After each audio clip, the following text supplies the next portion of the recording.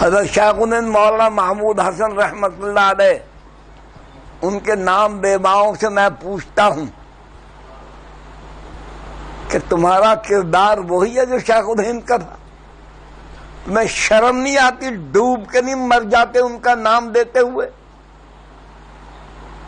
اٹھاؤ شیخ الہند کے خطبات، اب بھی میرے پاس موجود ہیں۔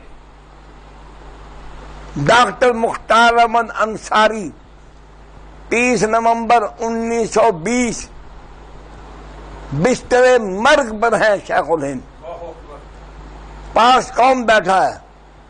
انور شاہ کشمیری، شبیر احمد عثمانی، مفتی محمد کفایت اللہ، شفیع الرحمان سہاروی، احمد سعید دہلوی، عزیز قبیر اور بھی جید علماء۔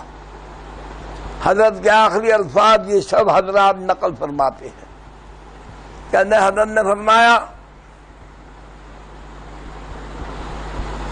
میں بستر پر مر رہا ہوں، مجھے مرنے کا افسوس نہیں ہے، افسوس اس بات کا ہے کہ میں بستر پر مر رہا ہوں، میری تمنا اور خواہش یہ تھی کہ میں کافر کے ساتھ، اس ظالم کے ساتھ، انگریز کے ساتھ مقابلہ کرتے ہوئے میدان جہاد میں مارا جاتا، یہ لفظ ہے، اور میرے جسم کے ٹکڑے کر دیے جاتے۔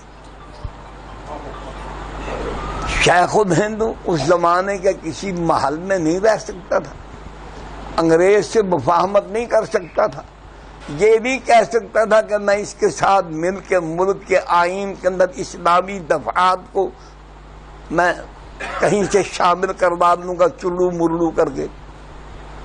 آ گیا اسلام، اگر ایسے آنا ہوتا تو آ چکا ہوتا۔